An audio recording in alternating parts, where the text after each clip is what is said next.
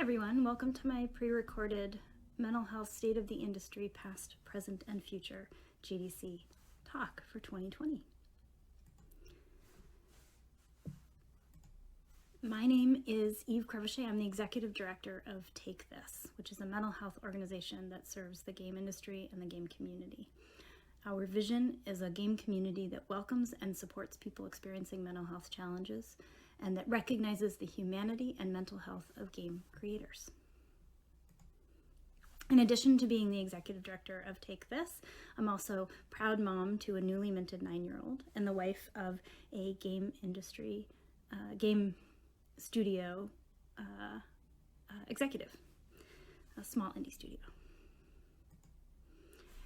Take This was founded in 2012 and since then has expanded from a website with robust resources on mental health, as well as the AFK Room program, which is a program that provides quiet, supportive spaces staffed by clinical and non-clinical volunteers at game conventions around the US, to include, in addition, a streaming ambassador program for people who talk about mental health in supportive and valid ways online, and a research program and industry training and support services.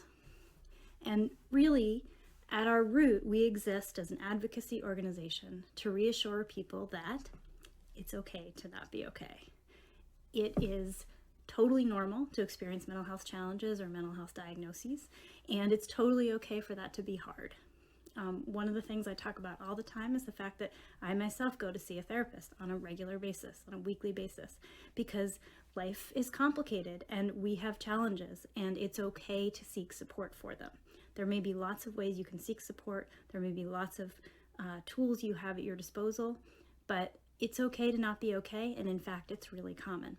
50% of people experience some sort of mental health challenge in their lifetime, maybe a one-time challenge related to something that's going on in their lives, or it could be an ongoing serious mental health diagnosis that includes hospitalization or medication.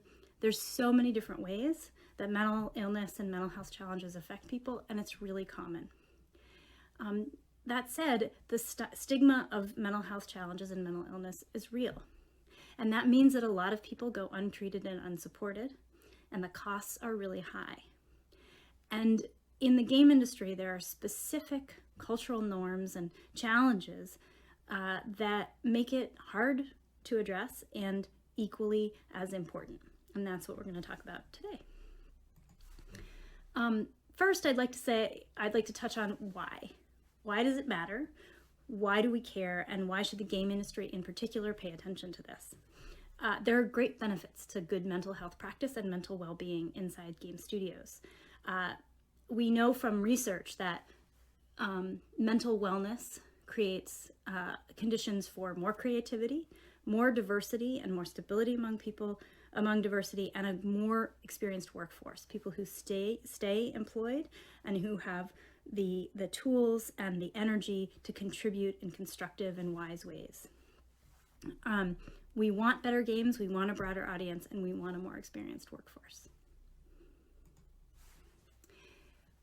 Why are we talking about this? Well, last year, Take This created and released a white paper. It's about 64 pages long. It's nice and comprehensive on the state of mental health in the game industry.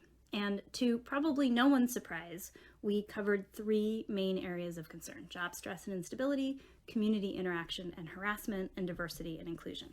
There's a link here to the research report, the white paper, and what we've done since then is worked with HR leadership across the country and done a variety of things to produce resources and tools and to identify gaps in resources and tools for game companies, game studios, people who make games in a variety of ways. And I'm going to talk about where we are in the production of those materials and what techniques and strategies and gaps we've identified in the process. First, I'm going to talk about job stress and instability. And there's a lot of stress involved in making games. And there's a really unique business cycle in games with a really hit-driven industry that has very cyclical production cycles and challenges including live ops and the stress of online fan and player interaction and harassment.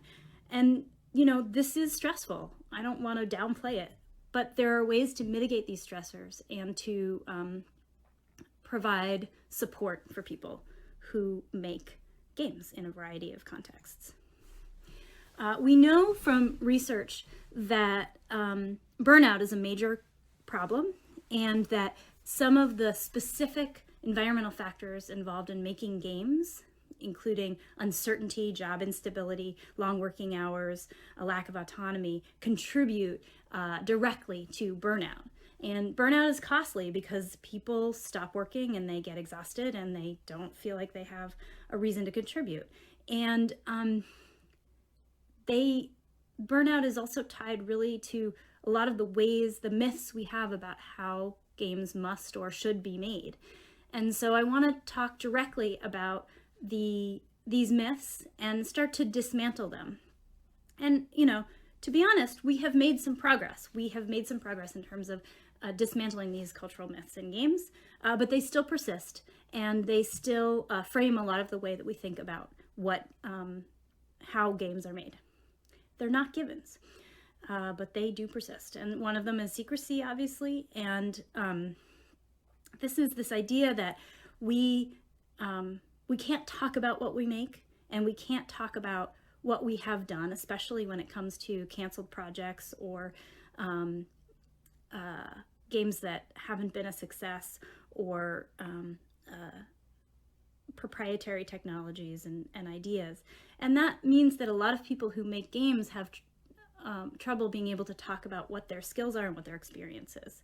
And that means that we lose access to a lot of people who otherwise would be really qualified to provide great services to game companies, but can't talk about what they've done and can't describe their experiences.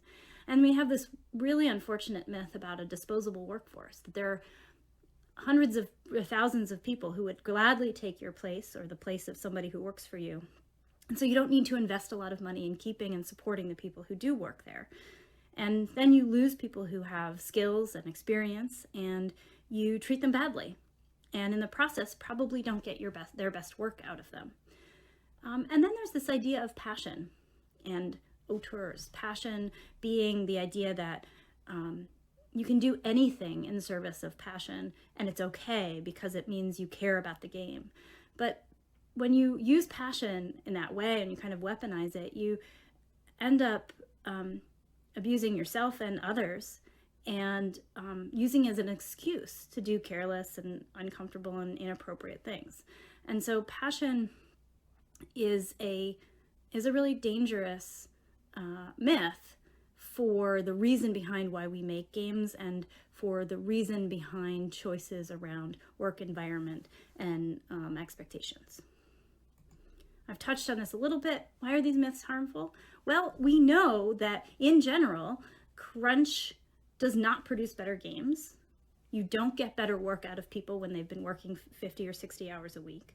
A culture of secrecy, as I mentioned, prevents people from being able to talk about the experience and the skills that they can bring to subsequent jobs.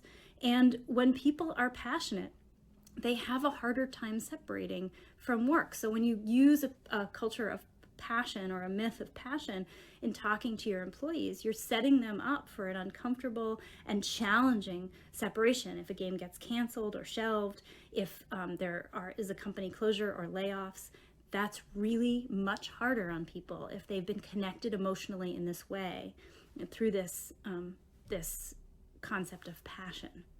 Yes, you want people to be passionate about their work, but you don't want that to be the overarching, overriding, all-consuming myth that you tell and story you tell about your game company. So what can we do about it? There's stuff, I promise. The first is transparency.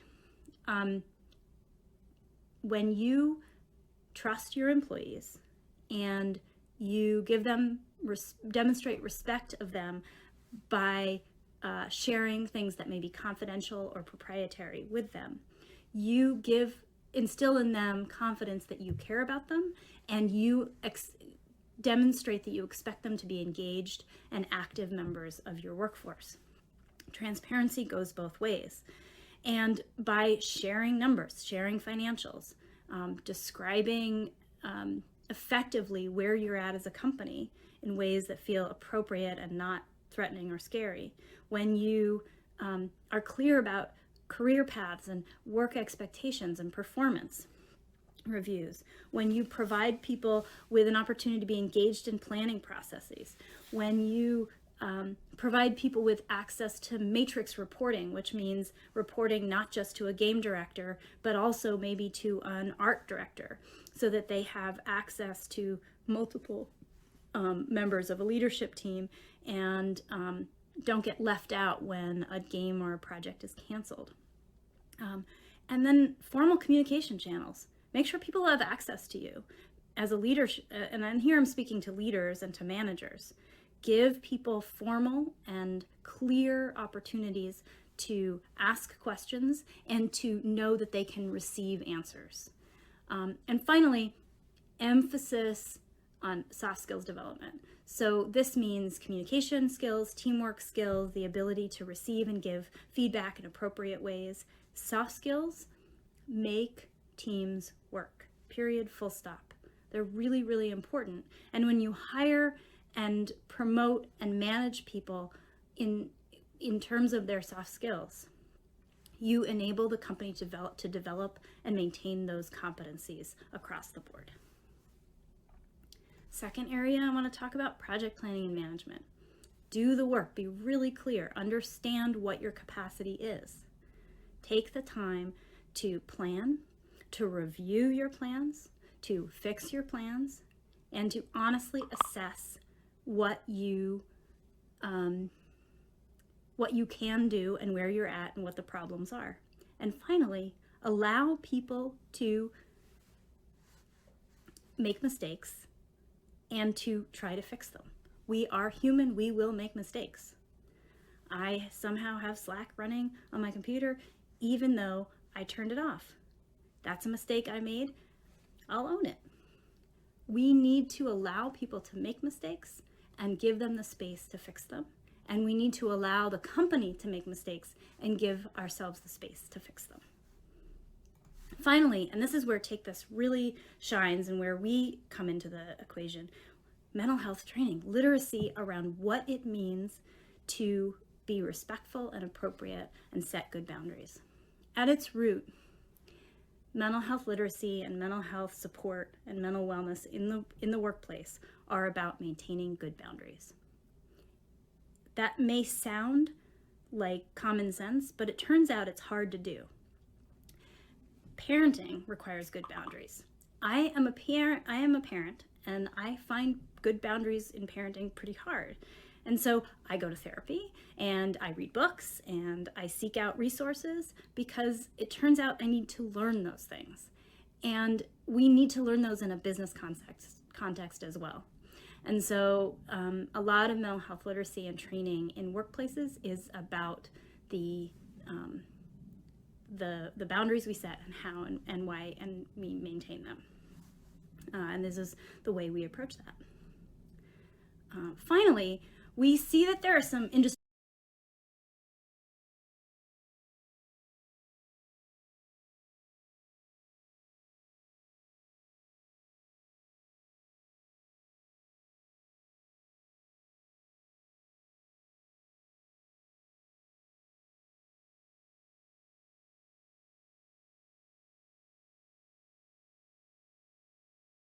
As you probably noticed, our internet cut out over here.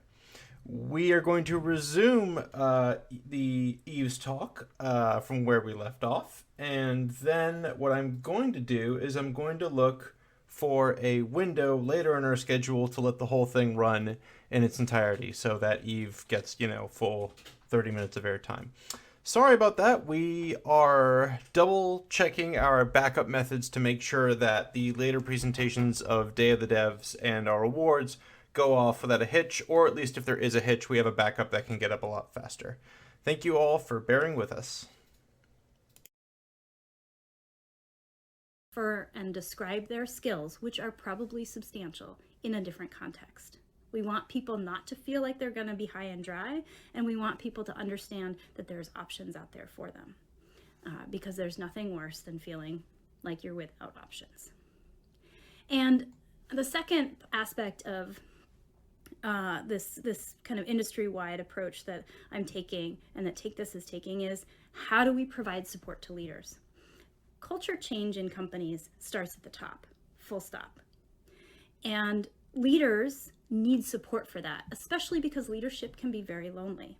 And especially in a secrecy-driven industry like games, that isolation can be really profound. And so we want to find ways to change that. There are a number of different models for how to provide interaction that's trust-based and safe and feels appropriate for leaders. And this is another thing that I'm working on in partnership with other organizations, including the IGDA, moderated and unmoderated communities, opportunities for gatherings over skiing, walks, drinks, coffee, new mentoring programs, and just an overall change in the culture to one of sharing and mutual support. We need to change this, and there are some great models out there, and we want to give leaders the opportunity to grow, to learn from each other, and to feel like they can continue in games. And so we're part of that effort going forward. Now I'm going to move on to community interaction, talking about harassment and moral panic. Those wonderful things that shape so much of the way that we interact with and think about our interaction with community. It's really important for us to understand our community, to be clear about what those interaction experiences are, and to empower ourselves to provide solutions and to create new norms across the industry. So first, games are many things. Let's acknowledge that, both the good and the bad. I mean, we know there is research that online games increase perspective taking. They provide tools for emotional regulation, and they develop leadership skills. There's a brand new paper out that indicates that games offer players respite, and they can even increase coping skills during times of stress. We're in a time of stress right now. Here I am, not at GDC, not giving this talk in a room to lots of other people. We know that games can be fantastic, and they can increase people's contact with and develop friendships and increase social interaction, but they can also be harmful. They can draw people away from important person-to-person contact. They can be distractions from other activities. We need to be able to acknowledge all the different aspects of games and be clear about them. Because without honesty, we can't interact with the public in a way that's forthright and clear, and that champions the ways games can really add to society. Next, I'd like to talk about harassment. Harassment is bad. And if we don't do something about harassment, we are complicit in it, period. What is harassment? It's direct physical or verbal threats. It's behavior that attacks a person rather than a behavior. It's any activity designed to incite mob behavior that can be online or in physical spaces. It can be gaslighting, which is psychological manipulation that seeds doubt in a person, or comments that espouse hate speech, violence, or sexual assault of any kind. There's a lot of things in this description, but it's really clear what it is.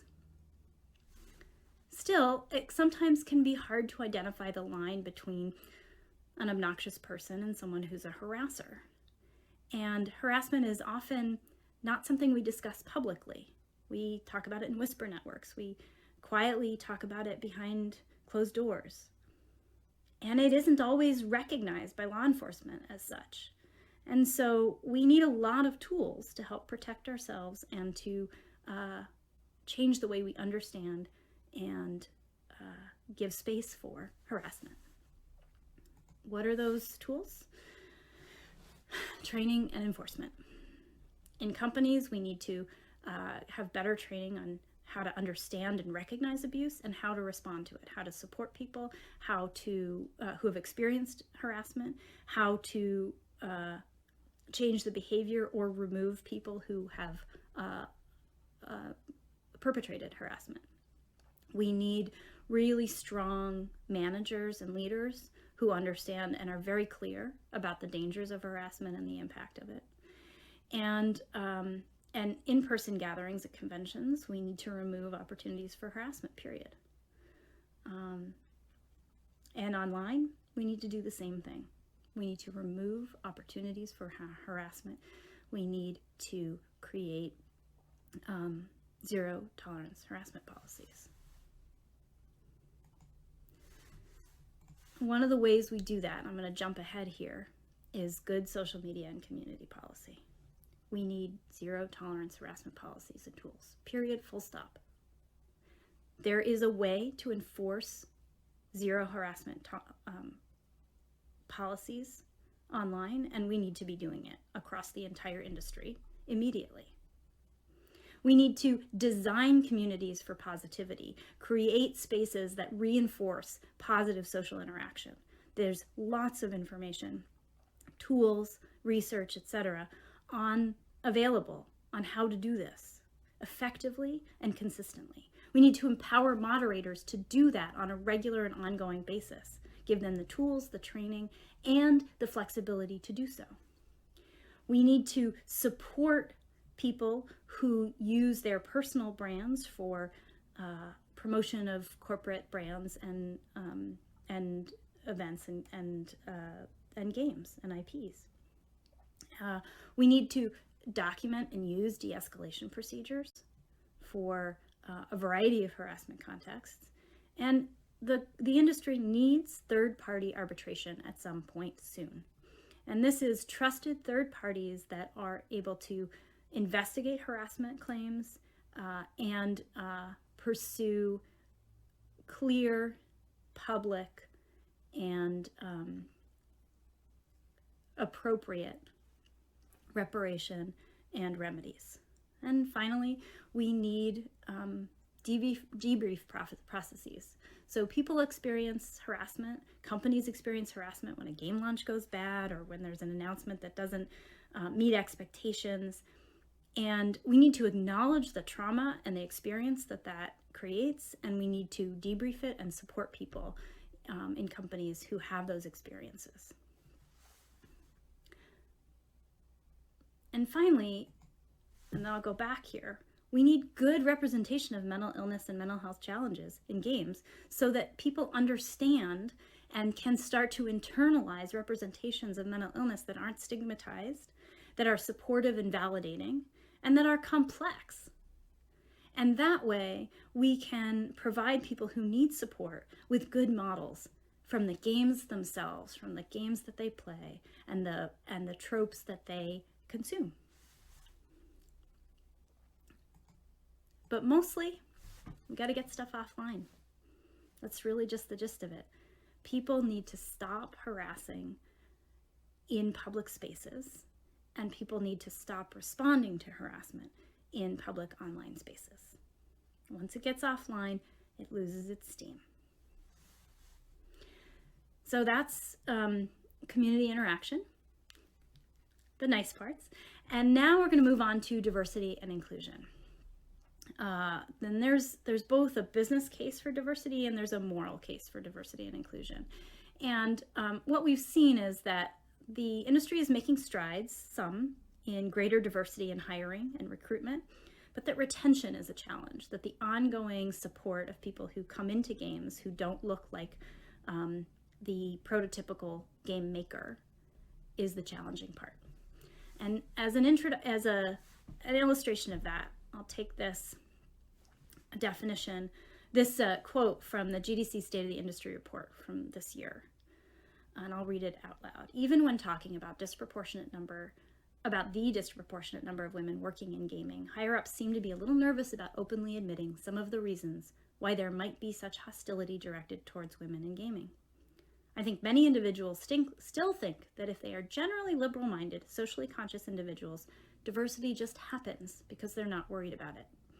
And the truth is, diversity doesn't just happen. Exhibit B, the 2019 IGDA Developer Satisfaction Survey. This was really interesting to me. The survey results indicated a high perceived negative perception of the industry. So people who answered the survey thought that the broader public had negative perceptions of the game industry. There was a high level of desire to diversify the industry, both who made games and what kind of games they made, and who plays games, who has access to games. And there was also a high frequency of witnessing microaggressions and social or interpersonal discrimination. So first of all, what are microaggressions? They're those casual, frequent, often inadvertent remarks or questions or actions that are really harmful because they relate to a person's membership in a group that's discriminated against or subject to stereotypes. And the frequency of microaggressions is really high, and it is very hard for people who are not part of the majority in a game company environment. All this together points to a snapshot of an industry that's ready to change, that recognizes that change is necessary, but doesn't have a lot of tools available. And so that's what we'd like to provide. First, what's the business case? What's the reason why this is worth doing? One, we know from research that there's a strong correlation between diversity and financial performance, that among large companies where leadership was diverse, financial gains were greater than among large companies where leadership was not diverse. And that increased diversity also increases innovation and reduces groupthink, so that when there's more differences in a group, you get better creativity and you get less of that, oh, we're all gonna go like lemmings off the cliff. There's a reason to do this. There's a reason why this is worthwhile. And we also know that people who are from underrepresented or stigmatized groups have a hard time staying.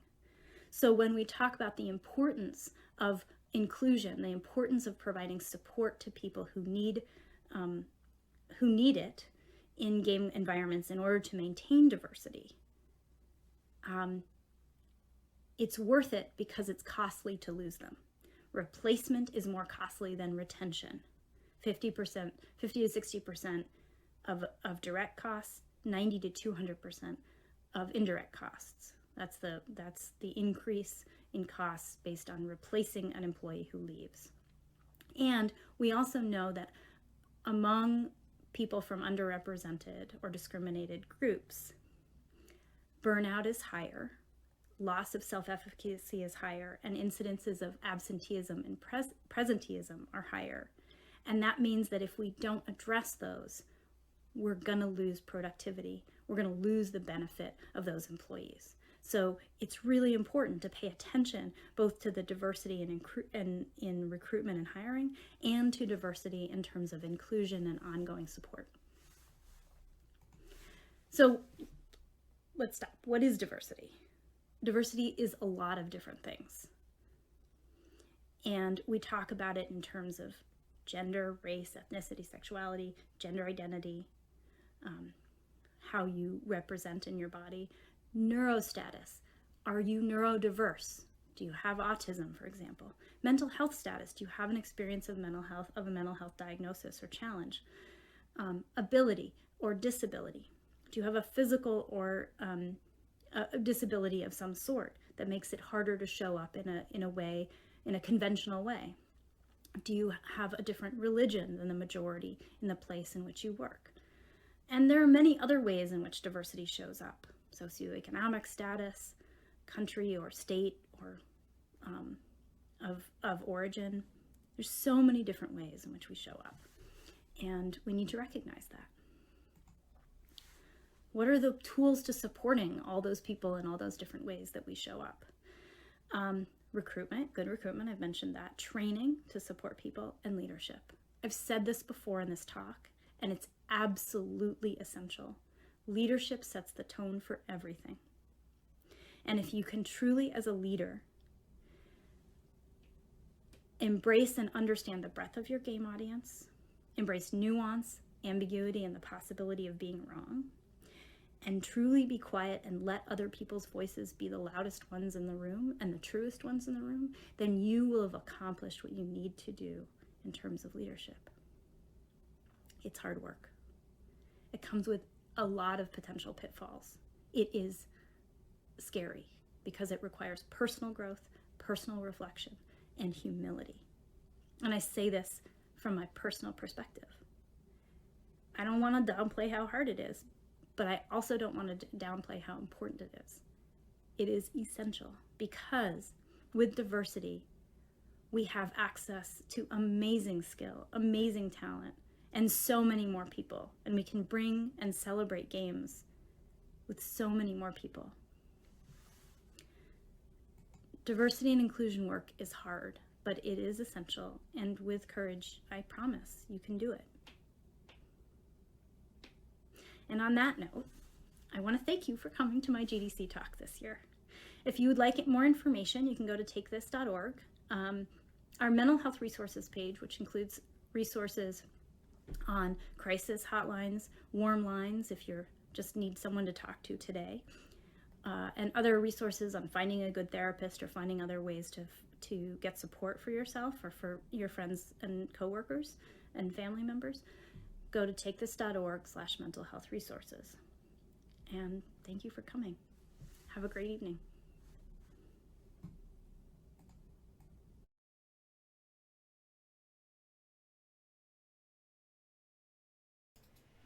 Hey everyone, thanks for rolling with our brief outage there. Luckily, we've still